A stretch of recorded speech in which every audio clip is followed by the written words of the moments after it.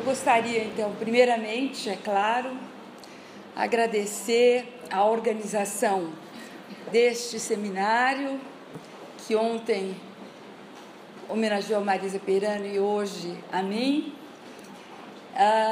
para, especialmente, Antonádia, Soraya e Cristine, que tiveram essa iniciativa, e queria agradecer o apoio do Departamento de Antropologia, a presença dos professores do Departamento de Antropologia aqui. Queria agradecer a presença de meu ex-orientando, que está aqui como diretor do Instituto de Ciências Sociais. Então, eu quero agradecer a presença, agora não é como ex-orientando, é que como diretor, você está aí. Então, e quero agradecer a presença de colegas, professores do CEPAC e da Sociologia, que também estão aqui presentes. Quero agradecer colegas que estão aqui presentes numa discussão que em tema da violência de gênero, nós congregamos no NEPEM, entre o Ministério Público e os juízes, que é uma experiência bastante enriquecedora. Quero agradecer a todos os alunos do Departamento de Antropologia, todos os alunos do CEPAC,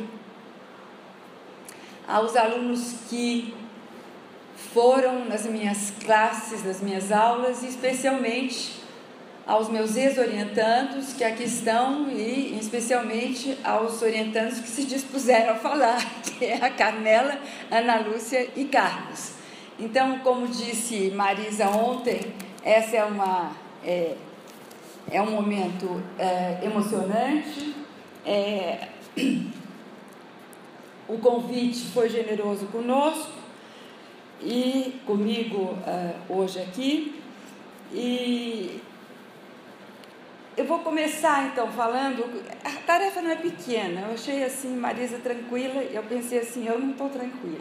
A tarefa é grande. É gênero, violência, etnografia, antropologia, mas não chega. E trajetória, né? Porque tem a questão da trajetória. Então, como dar conta? Eu escrevi várias coisas, e aí, como sempre, eu falo assim, eu sempre sou excessiva, ou eu faço um resuminho deste tamanho escrito e vou, ou eu escrevo tudo e é impossível falar tudo, não é? Então, eu vou dizer que começo lendo, no meio caminho pararei de ler, e assim será, porque isso sou eu, é a minha forma de ser. Eu jamais consigo pegar uma escrita e ir até o final.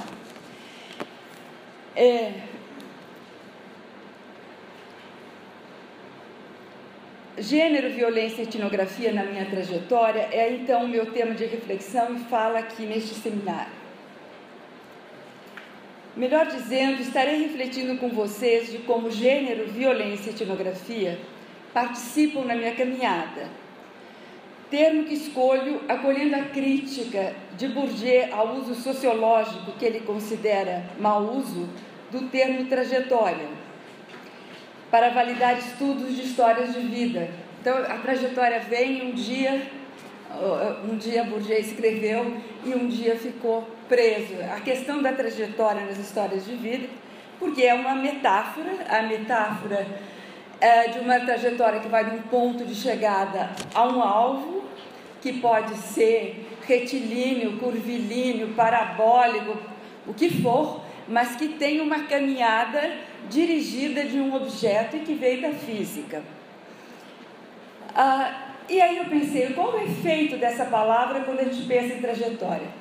Para mim o efeito foi claro quando eu me propus a escrever. Eu logo estava pensando no ponto de saída e no ponto de chegada. Então, eu estou pensando assim, na verdade esse ponto de saída e ponto de chegada intermeia uma leitura ex post facto, quer dizer, a partir do presente eu olho que me levou a este caminho. Mas, ora, tem coisas imprevisíveis que aconteceram, que possivelmente não falarei aqui, que foram possivelmente determinantes, outras que não sei, e outras que eu estou fazendo uma visão, uma leitura ex post, quer dizer, possivelmente eu não chegaria aí se isso fosse uma trajetória. Então eu falei, bom, melhor uma caminhada. Mas é claro que esse relato terá alguma coisa de percurso, de caminhada com seus imprevisíveis, mas também terá a ideia de uma argumentação que começa num ponto e chega no outro. A questão da violência e gênero não é uma questão que eu comecei trabalhando com isso. Um pouco para pensar a trajetória, ou a caminhada, seria melhor dizendo, eu passei de pesquisas de campo sociológicas sobre Estado e políticas educacionais, no meu mestrado e doutorado na Universidade de São Paulo, para pesquisas etnográficas antropológicas sobre, por ordem cronológica de surgimento, depois eu vi que a coisa vai, vem, etc., repete, volta e vem, mas tentativamente, de uma forma relativamente cronológica, eu comecei a trabalhar com a questão de família, da antropologia urbana, da cidade. Brasília era uma questão que me interrogava, da família para o gênero, mas não necessariamente do conceito gênero, mas da visibilidade das relações entre homens e mulheres, maternidade, paternidade, casamento, etc. Os estudos comparados sobre o impacto dos feminismos, que eu fazia numa conversa que era uma conversa acadêmica com que se produzia no Brasil, na França e nos Estados Unidos, e que se concretizou depois, em 93 e 94, uma pesquisa etnográfica que eu fiz com feministas acadêmicas e feministas militantes em Paris, nos anos 93 e 94. O impacto do feminismo na produção das ciências sociais. E, então, nos anos de 1993, eu começo a trabalhar com violência de gênero, e depois não é apenas uma violência de gênero, são os gêneros da violência, ou seja, eu trabalho também com masculinidade e a relação da violência ao gênero. Direitos e políticas de saúde, segurança e justiça, que são etnografias em Brasília e em que eu faço também análises comparadas com a América Latina. Então, diversidade cultural e movimentos sociais entram, se não na frente da questão das minhas etnografias, mas elas estão sempre presentes nesse diálogo. Assim, comecei a trabalhar a temática de gênero e violência, eu diria, lateralmente nos anos 80. Não que a violência fosse meu tema, mas como eu trabalhava com família, gênero veio à tona, e veio à tona a questão também das relações afetivas, das relações de poder e da violência. Mas foram laterais. Porque introduzia como temática principal as relações familiares comparadas das classes populares e das classes médias em etnografia em Brasília. Não somente essas temáticas se apresentaram a mim na pesquisa etnográfica, como minha sensibilidade estava aguçada pela irrupção das movimentações feministas no Brasil na segunda metade dos anos 70. E possivelmente o que elas me ecoaram ou evocaram sobre acontecimentos e modos de existência de pessoas muito próximas a mim.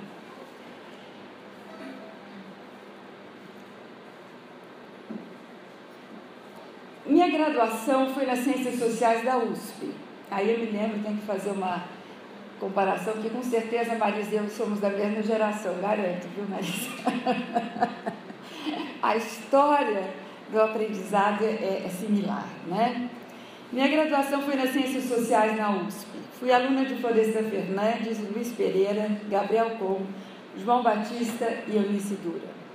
E outros, não estou falando mais os que me marcaram. Tal como relatou Marisa ontem, os fundadores teóricos das ciências sociais foram também, para mim, Marx, Durkheim e Weber. Fosse ciência política ou sociologia ou antropologia, eles não deixavam de estar presentes. Fazer antropologia, dada a época, me parecia interessante e tive ótimos professores, mas menos estimulante que fazer sociologia, que incitava a uma necessária posição política engajada face à politização da época, frente à então chamada Revolução de 64. Diferentemente do que nos contou Marisa, na USP, a leitura exigida era dos três mesmo. Eu tinha que ler Marx, Durkheim e Weber. A gente chamava os estudantes que eram os três porquinhos. Ou seja, a gente fazia a leitura do original. Além, é claro, dos seus seguidores, além, é claro, do estruturalismo, do estrutural funcionalismo, da presença, que eu não esqueço, de Foucault e de Talcott Parsons na USP, quer dizer, dando uma ideia se tivesse uma certa linhagem da sociologia 1, você tinha também uma diversidade bastante interessante. Lembro que a teoria mais criticada, sem dúvida nenhuma, era o funcionalismo. Meu orientador no mestrado foi Luiz Pereira. Luiz Pereira era pedagogo na graduação, mestre e doutor em Sociologia, da Sociologia chamada 1, na USP, que era a linhagem Florestan Fernandes. Luiz Pereira, já falecido, e que viveu incompreendido na sua doença, e eu acompanhei muito isso, porque ele foi um dos primeiros intelectuais a sofrer de AIDS sem se saber que era AIDS e a morrer por AIDS, achando que ele estava faltando aos reuniões do departamento. Mas desde a graduação, e não só no mestrado, aprendi com ele a coisa que eu passo um pouco para meus alunos. Não sei o que eles acham de graça ou não, eu acho graça, porque me marcou. A consigna que nas ciências sociais o pesquisador não é um olho que boia. Estou dizendo engraçado, é porque ele fazia um desenho de um olho e dizia assim, pesquisador não é isso. Pesquisador não é um olho que boia, que não vê, é aquele que não pode se pensar vendo tudo de um lugar neutro, de um céu que tudo sobrevoa imparcialmente, ou seja, de um lugar sem lugar. O pesquisador está em uma posição, em situação social, e de lá ele constrói um ponto de vista que pode ser mutável, mas que faz interlocução com distintos pontos de vista sociais, mas que não se situa em um não lugar. Se de um lado, para o pesquisador, sempre se exige uma escolha epistemológica, de outro, a interlocução se faz com todos os autores lidos, quer se queira ou não, e apesar das escolhas feitas. Isso também eu acho que algumas coisas do ponto de chegada, que eu me vejo às vezes falando isso nos cursos, ou seja, o que povoa quando a gente pensa o exercício da etnografia e o exercício da produção analítica dessa etnografia, ou até a produção do projeto anterior da pesquisa, você povoa por escolhas epistemológicas feitas preliminarmente, com certeza, mas você está povoado numa relação que você fala com os outros autores intelectuais, quer se queira, quer não. Claro que você escolhe isso, mas a interlocução está, ela vem, ela faz parte da construção dos projetos. De Marx, aprendi e mantenho, embora em usos bastante distantes, fazendo interface com outros autores de diferentes linhagens como Simmel, a importância dos conflitos como inerentes aos processos sociais. Aprendi e mantenho a importância de pensar as contradições sociais e as diferenças de posições sociais, as relações de poder, e que as relações entre homens se dão em determinadas condições imateriais, sem que de forma alguma acredite que as contradições caminhem evolutivamente para qualquer nova ordem previsível de antemão. De Weber me encantou a primazia que dá aos sentidos das relações sociais, aos valores nas interações sociais e suas articulações entre, por exemplo, religiosidade e capitalismo.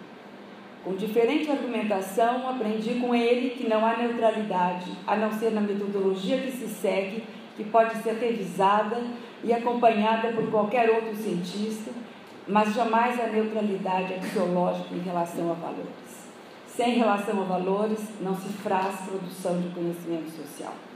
De Durkheim, me espantavam suas crenças no realismo das regras sociais, na tomada dos fatos sociais como coisas, e como se uma consciência coletiva uniformatada houvesse nas sociedades tradicionais, e como se todas as diferenças e diversidades das sociedades modernas fossem organicamente e harmonicamente organizadas. Me encantava, no entanto, o modo como entendeu o sentido primitivo do social. Na verdade, o sentido da agregação social, que não era provisionado pela religião, mas sim que o resultado da agregação do social é que seria a razão da religião primitiva.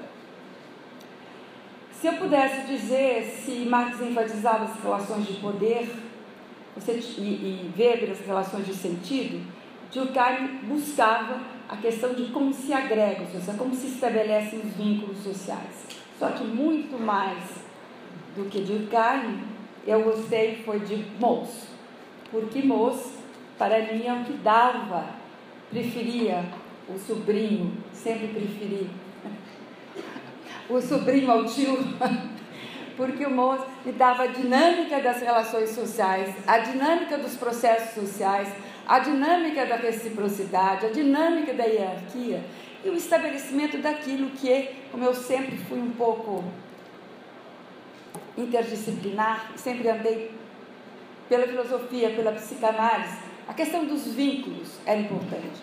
Não me sustentava a ideia de que as relações eram poder e dominação.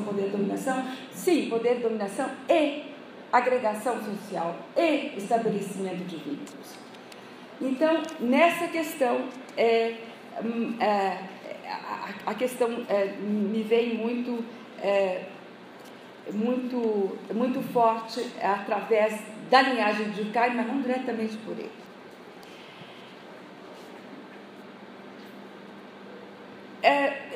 Essa frase me veio mais por uma reflexão posterior do que a Marisa falou ontem, que ouvindo Marisa, em que dizia que a teoria de um lado e a etnografia de outro, eu pensei que formação eu tive que, para mim, a etnografia e pesquisa de campo nunca me pareceram antípodas. Quem sabe a própria Marisa explicou, pensando que o Florestan Fernandes estava na minha cabeça também, ou seja, que a construção empírica, você só avança na teoria a partir de uma construção empírica da etnografia. Acredito que os ensinamentos de Florestan, Pereira e Gabriel apontavam que os dados empíricos inequivocamente deviam questionar e fazer caminhar os achados teóricos. Mais tarde, aprendi com a psicanálise que não há boa psicanálise que não ponha entre parênteses sua teoria, na escuta do analisando, sob pena de nada produzir de revelador ou nada de conhecimento inovador, quer para a atividade de psicoanalisar, quer para a atividade de escrever um artigo inovador. Ou seja, a teoria repetitiva, ela não inova e sequer é um achado teórico. Você precisa estabelecer, colocar entre parênteses, e talvez, se alguns psicanalistas são mais só de uma seita psicanalítica, é mais fácil como entra para aplicar essa teoria. Para nós é um pouco mais complicado, porque quando nós queremos dados empíricos, estamos pensando em utilizar uma forma de pensar, de articular teoricamente, aí nos vem um outro interlocutor que diz, mas quem sabe o caminho é outro, ou seja, você não fala somente com aquele primeiro teórico que você pretendia que levasse adiante a sua pesquisa. Isso eu falo muito com meus orientandos. Vocês leiam antes, façam um projeto, leiam durante e leiam depois. Ou seja, não tem um momento que você para de ler, porque é um momento em que a produção intelectual ela necessita não só a conversa e a experiência etnográfica, mas também, que eu diria um pouco experiência etnográfica também, com os nossos, sei lá, me veio a palavra, os nossos avatares, né? Aqueles que falam conosco, não de uma forma de presença física, mas que estão sempre presentes falando. Quando terminei os créditos de curso de mestrado e doutorado, quando já terminaram o trabalho de campo de pesquisa sobre políticas educacionais no estado do Paraná, onde lecionava sociologia na Universidade do Paraná, vim para Brasília, motivada por dois chamamentos. Eu começava uma nova relação de companheiro, uma nova relação amorosa, que não é com o Benício, isso foi depois, é o filho do meu pai, é o pai do meu filho, esse aqui, que agora é meu atual companheiro, colega, cientista político, então não é ele, foi o outro. E é interessante dizer, né, porque foi um convite para vir aqui do Roberto Cardoso de Oliveira, mas eu tenho que dizer que na minha trajetória não foi só isso, né? Acho que a gente tem que dizer isso, então foi. O convite profissional de Roberto Cardoso de Oliveira. E com certeza, eu diria que a antropóloga Cecília Westphalen, da UFPR, e a então mestranda de antropologia em Brasília, Maria Alegrete, que foi minha ex-aluna na Universidade Federal do Paraná, foram responsáveis pelas entusiásticas indicações que fizeram Roberto Cardoso. E a Roque Laraia, que eu tive o prazer de conhecer antes de vir a Brasília, em Curitiba, lá mesmo. Aquele tempo não havia concurso, aquele tempo havia uma indicação em que o professor devia potencial vindo professor colaborador, portanto, podia ser temporário, podia ficar para mais tempo, podia começar e acabar, podia várias coisas, apresentava um trabalho. Eu confesso que eu não me lembro que eu apresentei. Não me lembro mesmo, mas eu fui aprovada, o que já estava muito bom, né? Por que eu vim para a antropologia? Naquele tempo, eu tinha terminado toda a pesquisa e, se vocês olharem, toda a questão, evidentemente, pensando a sociologia política, era muito voltado para as questões macroeducação, gestão política, análise política, portanto, mais um critério macro. Agora, eu entrei muito na questão além dessa questão macro da política e da gestão educacional, os valores em torno da discussão, os valores em torno da educação, e as minhas sensibilidades pessoais também me levavam também a outro caminho. Eu estava querendo pensar um pouco mais, não tanto macro, não tanto estrutura, mas quanto mais vivências, quanto mais modos de existência. Portanto, eu estava naquele momento entre antropologia e psicanálise. Eu comecei até a fazer isso, depois eu falei, não, para psicanálise eu vou para um outro caminho. Antropologia é alguma coisa que eu tenho certeza que vai me render mais do que um caminho totalmente diferente. E o Luiz Pereira dizia para mim, Lia, fica tranquila, que você sabe de ciências sociais, você sabe de antropologia. Porque realmente o meu lado teórico era muito importante e a minha leitura, evidentemente, estava entre autores clássicos da antropologia e da sociologia. Então, eu resolvi que tudo estava bem. A própria pesquisa que eu fiz sobre políticas educacionais advém de alguma coisa que é muito discutida na antropologia. Eu participei como técnica numa fundação educacional que fazia os planos de educação. Quer dizer, quando eu fui fazer a pesquisa, eu estava fazendo uma pesquisa, alguma coisa que, diz o Roberto Amado, alguma coisa que me é familiar. Portanto, essa pergunta, quer dizer, inclusive a própria pesquisa de campo, se não tinha talvez toda a questão discutida como é na antropologia, ela, como experiência, foi uma experiência, para mim, em grande parte etnográfica. Eu fazia parte do campo, eu entrevistei as pessoas, eu fui, enfim, eu participava daquele campo, portanto eu tinha um caderno de campo do que acontecia lá e tinha todas as entrevistas. Bom, a primeira pesquisa etnográfica que eu fiz em Brasília foi iniciada em 81 e trabalhei com relações familiares e diferentes percepções da cidade, a partir das posições das camadas populares e camadas médias. naquele tempo, a família, na sociologia e na antropologia, em parte também, era estudada enfatizando, era muito, mesmo na antropologia tinha estratégias de sobrevivência, tinha um lado da relação econômica muito forte, que realmente marcava o estudo das famílias de classe popular, por exemplo, as relações de parentela eram porque permitiam estratégias de sobrevivência nas classes populares.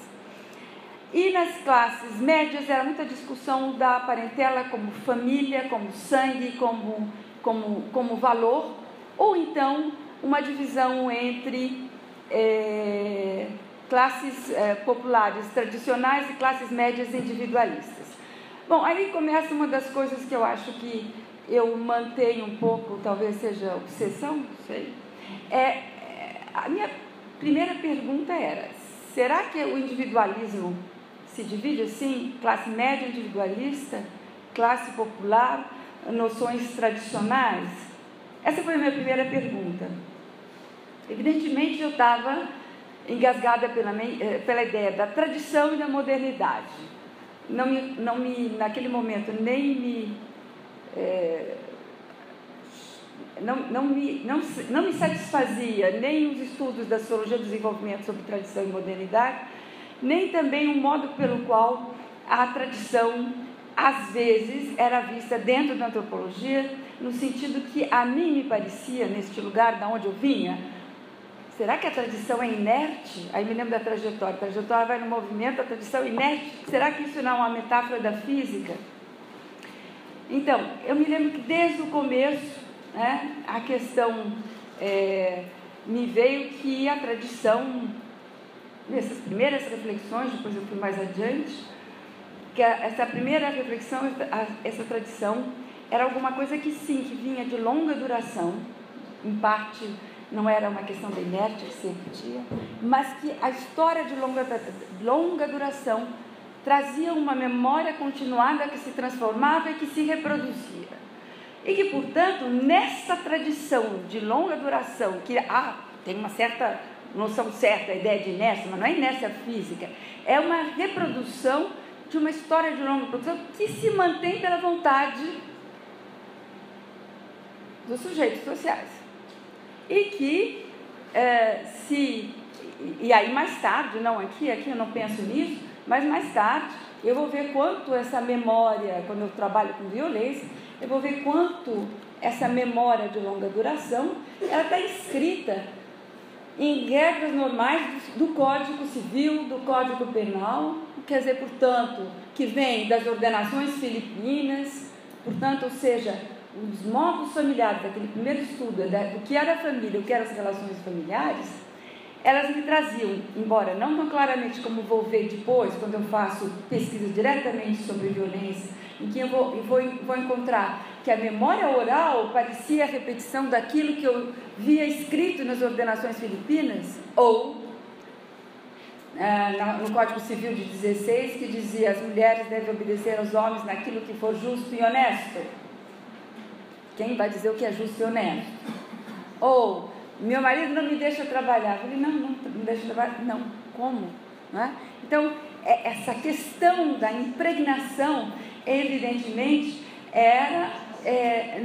essa inércia é uma inércia feita, construída, elaborada e mantida, em parte espontaneamente, porque a disciplina, se nós pensarmos no Norberto Elias, o disciplinamento social, ele implica numa introjeção, mas ele também é uma regra que vem, portanto, de uma norma, diria, hegemônica da sociedade.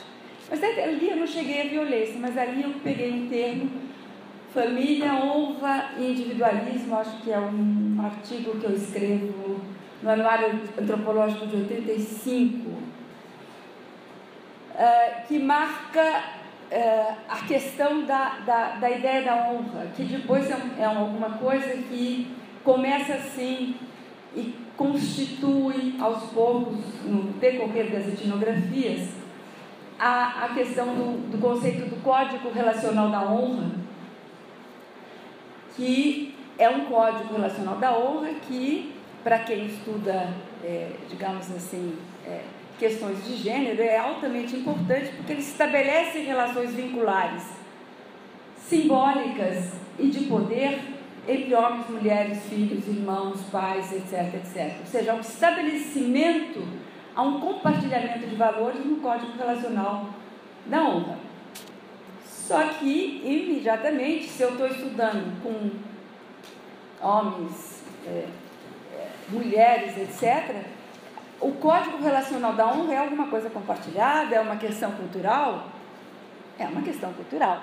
Mas é compartilhada, mas ela é vivida, pensada, refletida como modo de existência igualmente para homens e mulheres? Não é.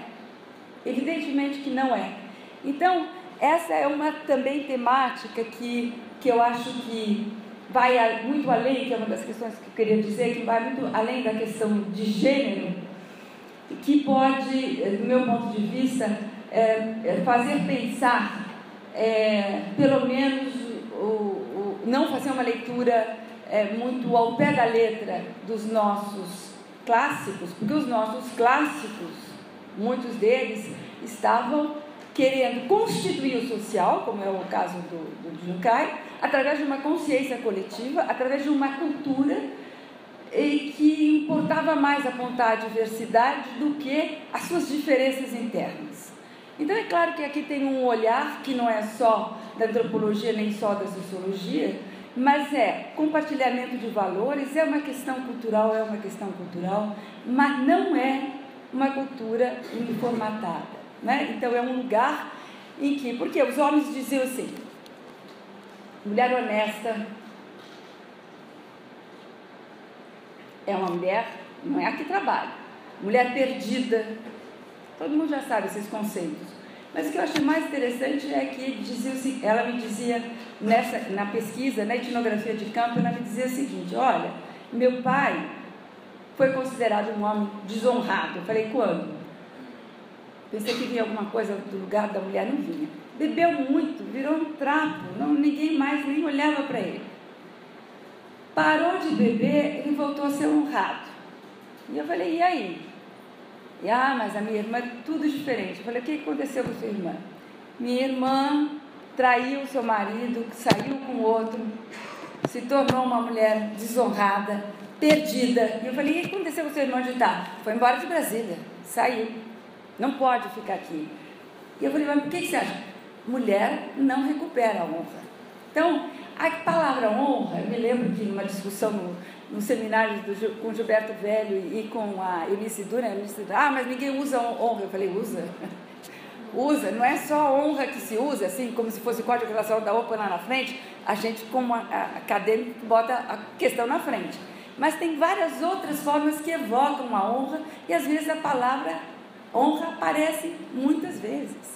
Outras vezes parece honesta, outras vezes parece várias outras coisas, fiel, etc. Tem um agregado de sentidos, isso que eu digo, que fazem com que você possa dizer que esse conceito vale nativamente para os nativos, mas que ele é retomado teoricamente como um critério e não simplesmente buscado como nativo. Se fosse assim, eu tinha que pegar todos os conceitos nativos falados. Mas eu via como é que a agregação desses conceitos podiam me falar do Código Relacional da honra. Então, por aí, com certeza, eu me lembro de discussões com o Luiz Fernando Duarte, quando ele trabalhava com as classes trabalhadoras e mostrava o quanto a classe popular era diametralmente diferente das classes médias. E eu falava assim, nos meus encontros de antropologia, mas olha, Luiz, o que eu tô vendo é que na classe popular e nas classes médias elas se diferenciam. As escolhas, você tem uma legitimidade das escolhas individuais feitas pela classe média. Isso não quer dizer que você não tenha parentela funcionando, honra funcionando, poder funcionando. Agora, você tem privilégio dos direitos da escolha, do uso da cidade como escolha moradia, escolha isso. Quer dizer, então, privilégio, a ênfase da classe média é do individualismo dos direitos. E nas classes populares não era o relacionamento, um certo constrangimento do que deveria ser, o castigo como é que eu batia nas crianças, porque é desde criança que se torce o pepino. Tem diferenças muito importantes, mas você também tem a noção de direitos, você tem a noção de que o acesso à cidade é completamente desigual entre o Gama, Ceilândia e o plano piloto. Você tem a questão dos transportes, ou seja, você tem com ênfase em narrativas diferentes aquilo que eu disse e acho que mantenho, venho mantendo, portanto eu mantenho, que a sociedade brasileira está muito tensionada por um código relacional da honra de longa duração e por um código dos direitos do individualismo.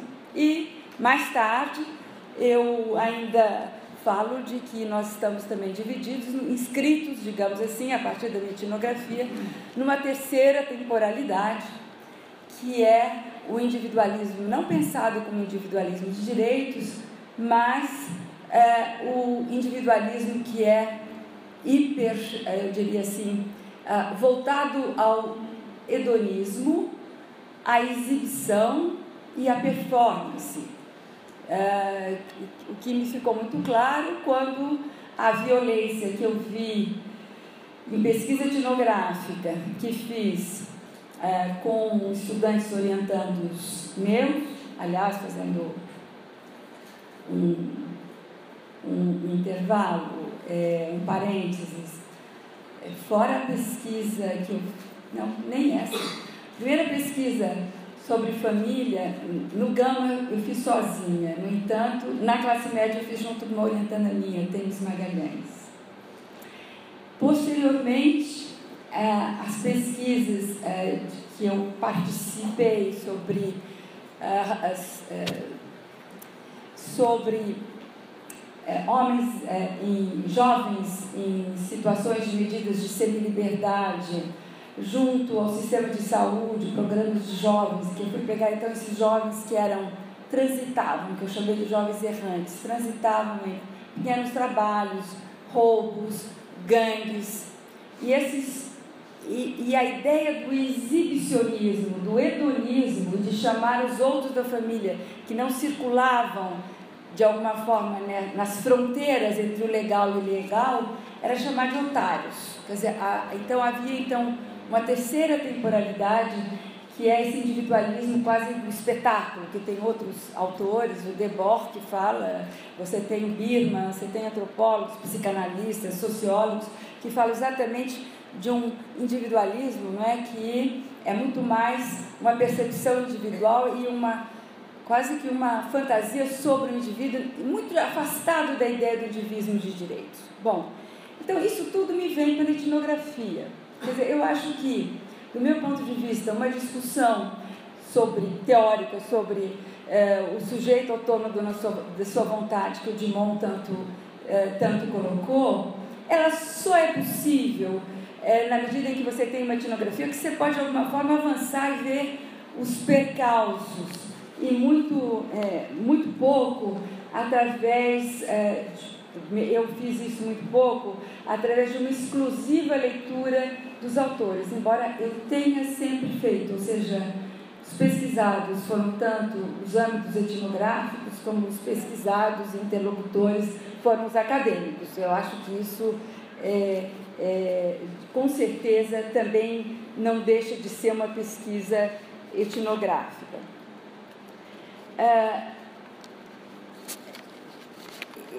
Bom, eu tenho duas formas aqui, acho que está terminando o meu tempo, se eu continuasse nessa minha linha de dizer o que tudo foi, mas eu queria dizer que quando eu passei a trabalhar diretamente os anos de 80 e os anos de 90, a questão de gênero aparece fortemente nessa dupla linhagem, feminismo e produção de ciências sociais, e a questão das vivências, dos modos de existência femininos e masculinos nessa época.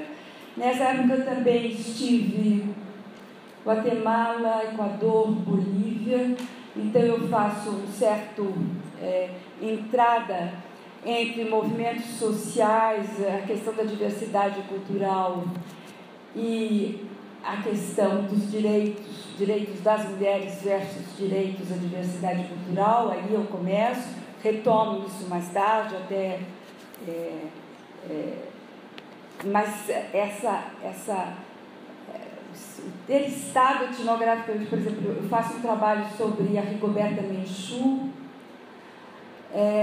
não porque eu a entrevistei, mas porque eu estive lá, entrevistei pessoas que a conheceram e trabalhei em cima de textos que escreveram sobre ela para pensar o que era ser mulher num movimento político. Discutir a questão da etnicidade de novo. Então, em gênero, eu me lembro que em 92 a gente tem uma discussão sobre o paradigma de gênero. O que o gênero traz de novo? Em 92, eu vou escrever Cadernos Pagou, em 99, Gênero como Paradigma. Então, nesse percurso, você estava passando de estudos da mulher para estudos de gênero, para teorias feministas, para construções epistemológicas, que eu jamais diria que foi só o feminismo que a construiu, mas foi uma interlocução do feminismo com outras teorias, tanto com o pós-modernismo, estrutural, o pós-colonialismo, enfim, você tem também uma conversação. Mas eu queria talvez dizer que a questão do gênero, ela traz uma possibilidade de colocar em jogo determinadas questões que eu nos últimos cursos de SAT tenho dado muito, que é a questão, quem trabalhou com gênero teve que enfrentar a questão da relação ou da separação entre natureza e cultura, talvez muito antes do que eu vi aqui o Departamento de Antropologia aqui ou no Rio, etc., incidirem sobre essa questão. Essa questão advém, a questão da natureza e cultura, a questão do corpo, a questão do corpo sexuado, todas as questões, elas advieram dos objetos, dos ciborgues, elas advieram porque o intricado da relação de gênero, ela estava naquela separação do Ocidente. Corpo está aqui, sexo está aqui, cultura está lá, representação está cá. Então, essas questões que, na verdade, estão presentes na antropologia, o que são? Que valem? São as representações ou são as ações sociais? São os ditos ou são os feitos? Então, essas questões, elas estão muito presentes no estudo de gênero. Então, na verdade, ela dá um mote para a gente pensar questões que não são exclusivas dos estudiosos de gênero, isso que eu faço questão de dizer. Pensar gênero é pensar antropologicamente, sociologicamente, filosoficamente. Pensar gênero não precisa, como precisamos nós, que começamos isso, quase ser especialistas de gênero. A minha ideia é que o gênero se introduza nas pesquisas de todos. Por que não? Por que não introduzir? Então, um texto que eu dizia, do Bourdieu, em 1990, comecei falando bem dele, agora vou fazer uma crítica. O Bourdieu dizia em 1990, olha, no Acte de la Recherche, tudo que as feministas disseram não é nada de novo. Só não falou no Reino da Inglaterra, porque a gente tem essa ideia, não é nada de novo no campo da ciência acadêmica. Nós sempre falamos da divisão sexual do trabalho. O que vocês estão querendo, afinal de contas? O que é isso? Que novidade é essa? Não há novidade nenhuma. Bom, então o que eu respondo é que, basicamente, quando vocês imaginam um campo, algum tempo atrás, falar da divisão sexual do trabalho, o que produz? Em grande parte, produziu quase que uma confirmação de que a sociedade moderna estava certa, dividindo complementarmente os papéis de homens e mulheres. Toda a sociedade fazia isso. Essa coisa tão simples eu chamei de naturalização de segunda instância, que as próprias ciências sociais confirmavam a naturalização, a ideia natural, banalizada da divisão sexual do trabalho.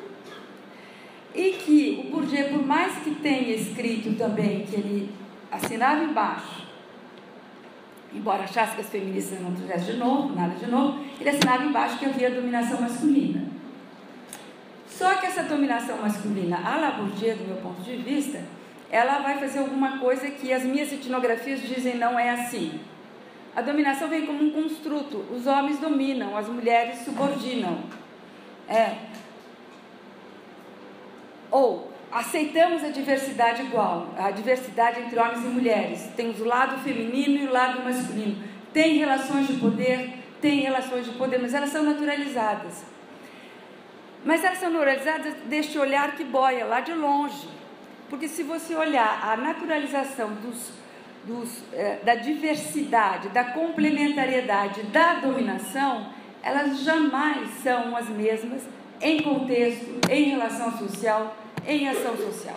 Aí o que eu acho que a teoria feminista vai dizer, a posição social, ela é a partir da qual eu posso, e aí vem completamente diferente da posição marxista, que era muito mais classe, mas era a mesma posição situada aí de gênero, que de alguma forma, não importa, é gênero, é raça, é classe, outras situações, é religiosa, é sociedades indígenas, são posições em contextos em que as narrativas se dão. Então as narrativas, os feitos, as ações, para mim, são importantes, porque elas revelam as posições sociais diferenciadas. Compartilhar valores não é pertencer a uma cultura uniformatada, não é. É uma sociedade em conflito.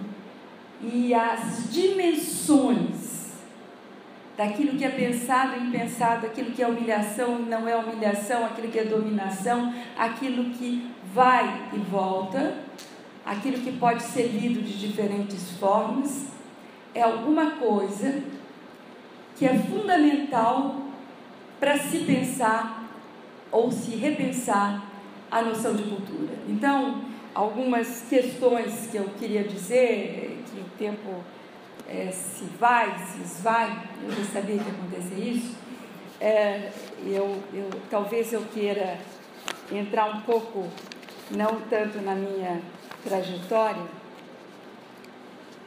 mas em algumas reflexões teóricas e novidades daquilo que me apareceu, que a etnografia me permitiu, de alguma forma, repensar teoricamente. Eu fui um pouco adiante na questão da teoria das classificações. Uma leitura que eu fiz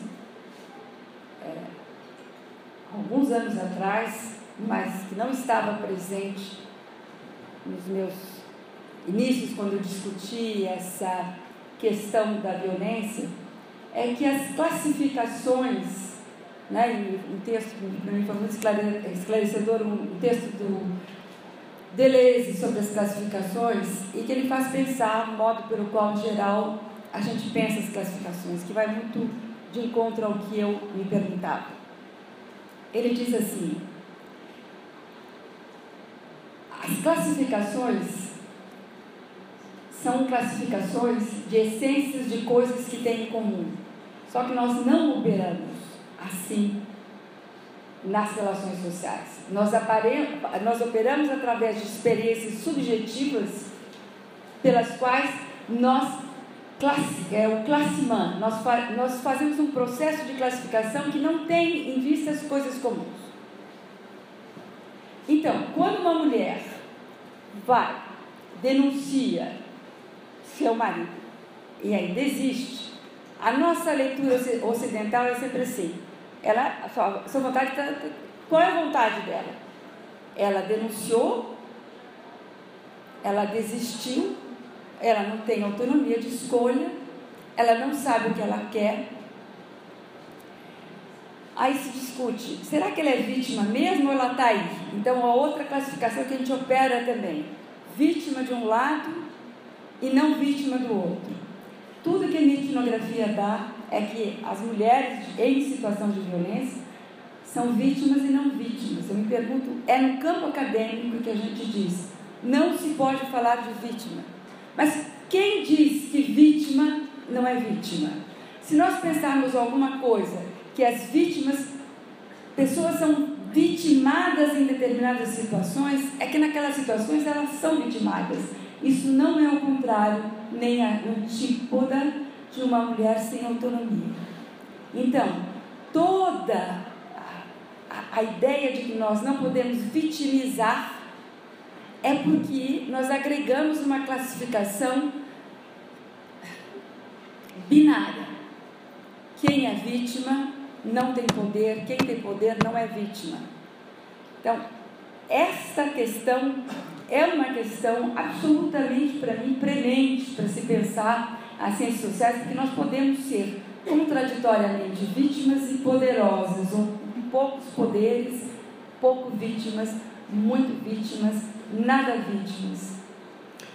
Porque a questão me parece, e aí me vem, eu só queria ler alguma questão de interlocuções que me advieram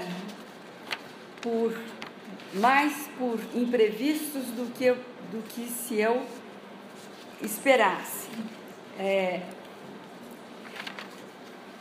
Acho que eu vou pegar aqui do meu livro mesmo, porque até eu achar nos meus papéis que eu fiz vai ser difícil.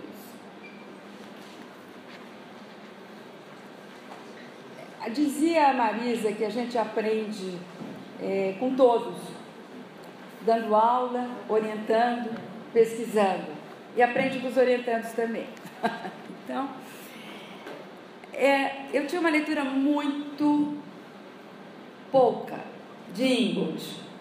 Aí o meu orientando, Carlos Emanuel, vinha com Ingold por todos os lados, e eu trabalhando com cosmologia, descolar, leitura francesa e todas essas, o que eu faço com Ingold.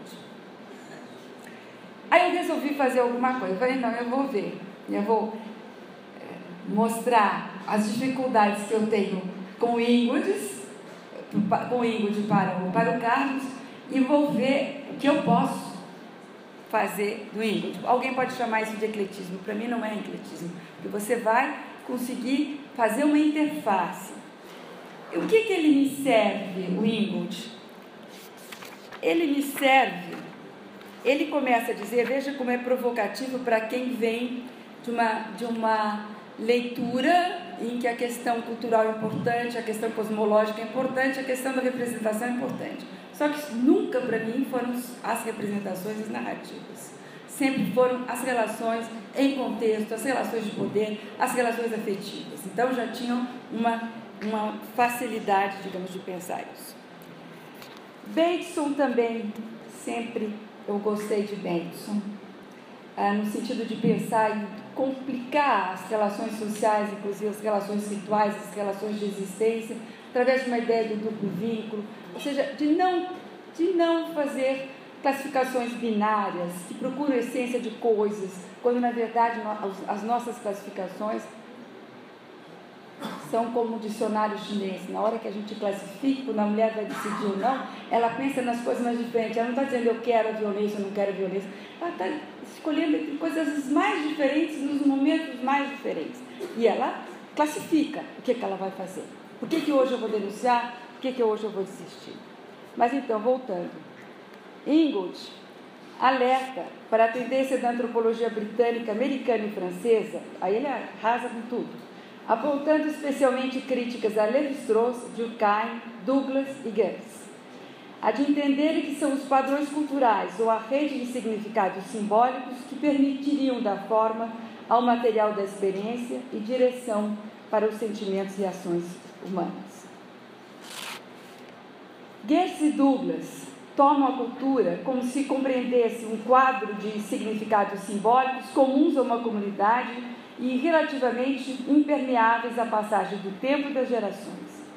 A socialidade é dada, segundo seu ponto de partido, previamente à objetificação da experiência em categorias culturais, no direto envolvimento perceptual dos sujeitos participantes de um ambiente, e que o mundo se torna um meio com significado para pessoas através de ser nele vivido, mais do que por ter sido construído ao longo das linhas de uma modelagem. Evidentemente, toda a minha trajetória, não posso retirar a modelagem cultural. Para mim é impossível. Impossível. Nonsense. No entanto, a percepção cognitiva, que é sensório-motriz, habilidades corporais, a resposta corporal a uma situação de medo ou uma situação de violência, elas não podem ser esquecidas, porque elas vão muito além das representações que se tem sobre a violência. Nós, quando estamos envolvidos, não só numa situação de violência, nós estamos envolvidos de corpo e mente, não tem como ser de outra forma. Então, essa ideia me era absolutamente importante para pensar um pouco essa ideia deste corpo, a ideia de que, quem sabe, as emoções tenham sido super representadas como derivadas dos sentimentos coletivos, quando na verdade esse coletivo não é tão coletivo nesse sentido, porque ele passa necessariamente pelo indivíduo, e quem sabe a grande dicotomia e o nosso erro seja de pensar indivíduo versus sociedade. Para mim, aí eu vou para o Sartre, socialidade é o que se resolve, não é sociedade, não é indivíduo, é socialidade, e nessa socialidade o corpo tem lugar. Então, na leitura também do Ingold e do Varnier, que trabalham com a questão das diferentes formas de comunicação, sensório motriz, etc., a ideia de percepção cognitiva, ou seja, a representação não se dá como se entrasse pela cabeça. A representação, ela está presente, é uma das coisas, é uma narrativa, é uma agência, está presente, mas a percepção cognitiva também está. E esta forma corporal e de percepção cognitiva puderam me pensar coisas assim tão simples como, eu diria simples, depois que você tem esse achado, esse insight, esse blue antropológico, digamos assim, que a questão do medo é uma questão da iminência do medo, em que a ação da iminência do medo, me colocar a faca no pescoço, eu tremo, eu vejo no rosto, o rosto de alguém que está enfurecido e que vai me pegar. Eu posso entrar em pânico, eu vou tremer, eu vou ficar com medo de eu mesmo botar a faca dentro do... O que eu faço? Então, essa relação violenta do medo física, ela é também corporal, ela é uma percepção que não é necessariamente uma representação. Quando é que a representação... É uma representação também, evidente, mas quando é que eu vou estar um pouco fora disso? Quando eu puder refletir em paz quer dizer, sem a faca no meu pescoço, aí eu vou lembrar, aí eu vou reelaborar. Aí vai ser um exercício da reelaboração, da representação, em que aquele evento vai se juntar a outros eventos, em que eu posso me lembrar que aquele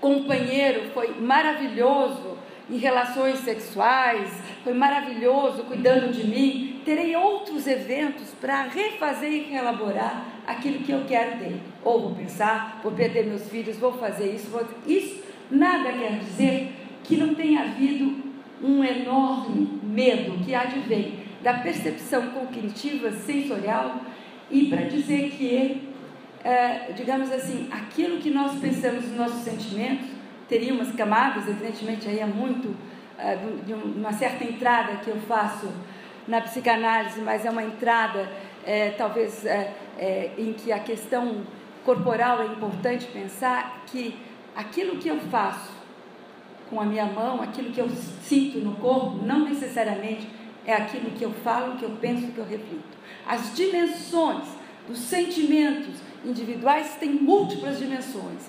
Portanto, se individualmente nós temos múltiplas dimensões e múltiplas formas, como é que nós pensamos que o coletivo pensa só? Então, no fundo, o que eu estou querendo dizer para vocês é que, mesmo que haja normas que digam, olha, cabe ao homem, como havia as ordenações filipinas, matar as mulheres se elas traírem, podem matar, que não serão julgados por causa disso, e se quiserem, é que eu estou caricaturando, mas é isso mesmo, está escrito, se quiserem, podem matar os amantes de suas mulheres, desde que eles sejam de status social inferior.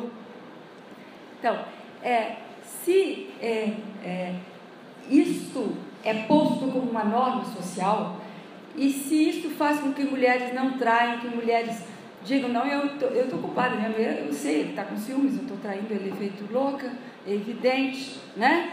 Então, ela está internalizado também, mas ela não vive da mesma forma daquele homem que mata, daquele homem que tortura. O homem que mata ou que tortura vai pensar de outro jeito. Aí a gente tem que olhar, que olhar é esse? É o medo de perder. É fantástico, estou fazendo pesquisas no juizado, já fiz pesquisas em diferentes juizados, em que, na verdade, você tem ali uma mulher que teme profundamente que o homem venha matá-la. Então ela vai, elabora, chama a polícia. Quando a polícia quer entrar em casa, não deixa, porque ela fica com medo, ela chora, depois ela remete, depois ela volta, dá uma nova chance, vive com o homem. Isso acontece todo dia. Então, geralmente, os aparatos judiciários dizem, quem sabe não adianta para fazer nada. Os aparatos não, mas muitos deles, outros que estão aqui, não diriam isso, não adianta fazer nada. Por quê? Porque é uma leitura de um sobrevoo, não é uma leitura de um relacionamento, de uma sensibilidade que se faz, que apesar de todas as normas, então é vivido diferentemente. Por isso eu acho interessante a apropriação da questão dos múltiplas dimensões dos sentimentos, da importância das representações, mas não da hiperdimensionamento da explicação das narrativas como narrativas representacionais, verbais. Ela tem que ser pensada em ações, em relações sociais. Isso é o fundamental e a partir do qual a gente pode viver, eu diria, um previsível. Trabalhando com os juizados de violência doméstica, eu posso dizer, se eu fizesse uma performance, vou terminar, uma performance, digamos assim, tem papéis, o juiz, a procuradora, a vítima, o agressor, as testemunhas, são lugares fixos que se falam. Tem falas previamente de autoridades. Você quer continuar com o processo? Não precisa, quer? Vai. Por que você vai continuar com o processo? Por que mesmo? Né? Você não está sendo objetiva. Seja rápida. Você não está sendo objetivo. Não foi isso que eu te perguntei. Então, você tem isso e você tem geralmente as mulheres mudas, mas você tem o contrário. A mulher diz assim, não, você não está me deixando falar. Aí fala. Você tem juízes que ouvem, que circunscrevem, que trazem imprevisível. Então, hoje nós temos tanto a ideia de uma judicialização sem sentido na questão privada, como se a violência não fosse regrada socialmente para dizer os homens podem tudo, porque a diferença não é que homens ou mulheres sejam piores, é que a legitimidade do controle dos homens, não a legitimidade das mulheres. Então, todos os rituais de purificação que as mulheres fazem, rituais de reparação que elas fazem, ou os homens fazem, são muito diversos. Eles vão falar para as normas sociais, vão se desculpar diante das normas sociais, vão se culpabilizar diante das normas sociais, mas as normas sociais não são tudo, porque as normas sociais, elas não conformam a sociedade, elas é uma modelação a partir do qual os princípios básicos são de conflitos, são de posições diferenciadas. Portanto, a diversidade cultural não é meramente diversidade cultural, mas é uma diversidade interna. E eu acho que isso talvez seja alguma coisa que eu não sei se eu falei tanto de violência de gênero como eu queria, um pouco mais de antropologia, mas pensar um pouco como essa questão extravasa as questões de gênero e de violência, mas que também, gente, eu também estou dando um recado, a violência de gênero existe mesmo. Tá ok.